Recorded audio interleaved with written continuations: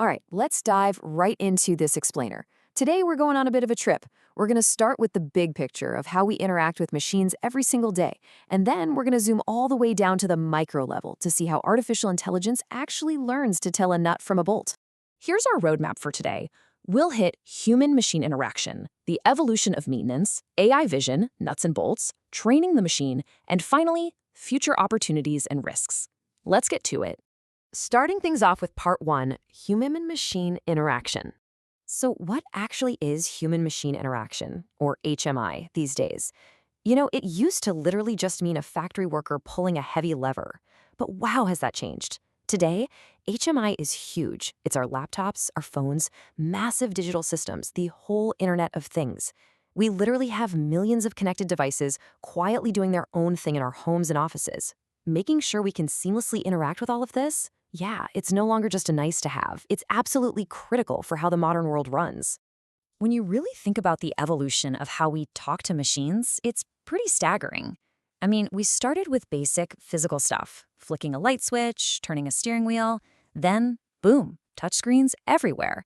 Next came wearables constantly checking our heart rates.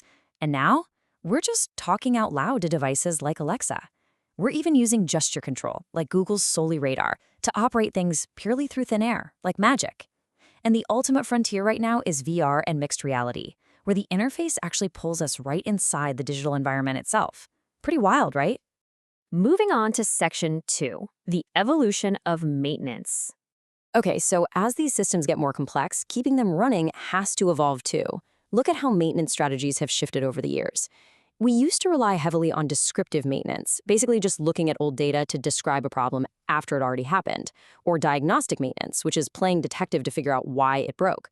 But thanks to AI and machine learning, we're entering the era of predictive maintenance. This actually spots anomalies and forecasts issues before things break down. And the absolute holy grail? Prescriptive maintenance. It doesn't just say, hey, this part's going to fail. It prescribes the exact steps needed to avoid the failure altogether.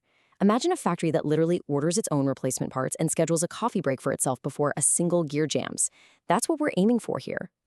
All right, part 3, AI vision, nuts and bolts. Let's zoom way in.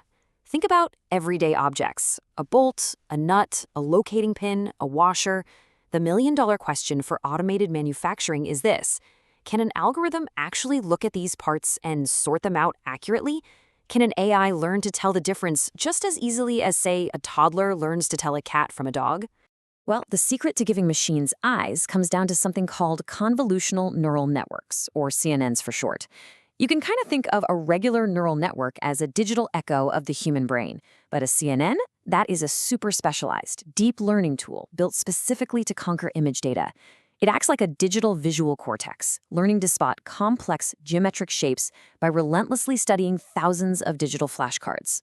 It's fascinating to see how this actually works. When the image of a bolt hits the system, it goes through these successive layers of convolution and max pooling. Basically, it's being heavily filtered. The network isolates tiny specific features, edges, curves, shadows, and pushes them through fully connected layers until it confidently spits out one final binary label: bolt, washer, nut, or pin. Which brings us to section 4, training the machine. Now, an AI doesn't just wake up a genius. It has to go to school, and that means following a really rigorous step-by-step machine learning process.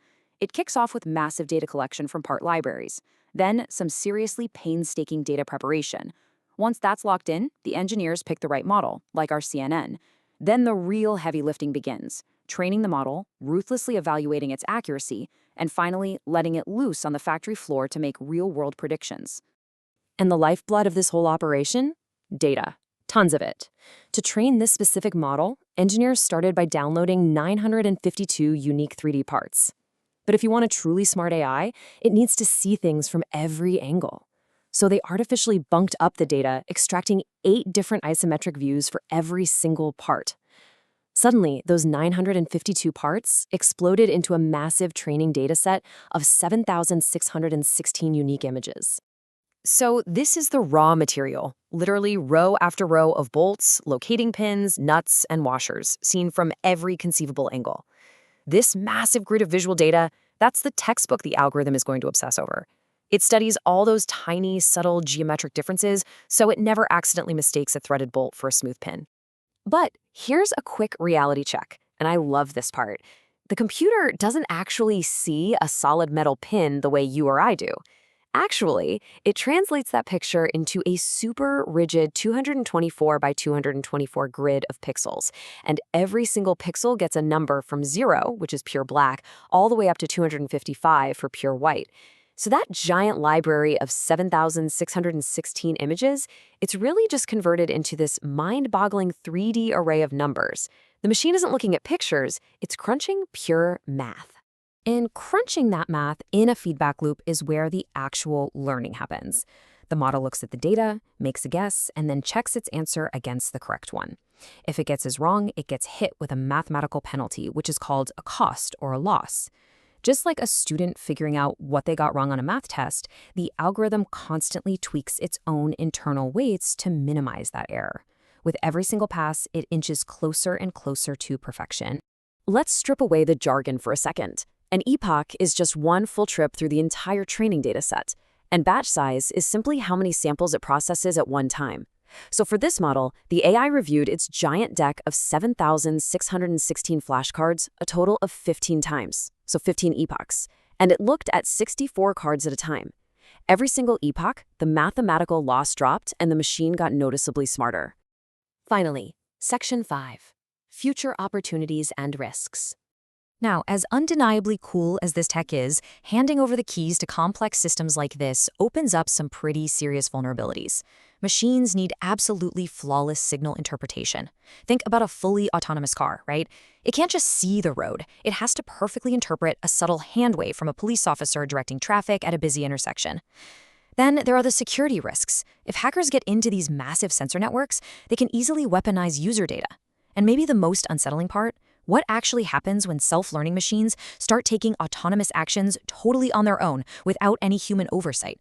Which brings us to a really critical crossroad.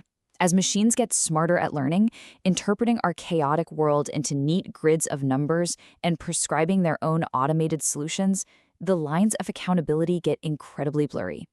When the interaction breaks down, say that car misinterprets the police officer and causes a crash, or a rogue algorithm accidentally shuts down a global supply chain, who takes the blame? Is it the user sitting behind the wheel? Is it the programmer who wrote the code years ago? Or is it the machine itself? Keep questioning the tech around you. Thanks for tuning into this explainer, and I'll catch you next time.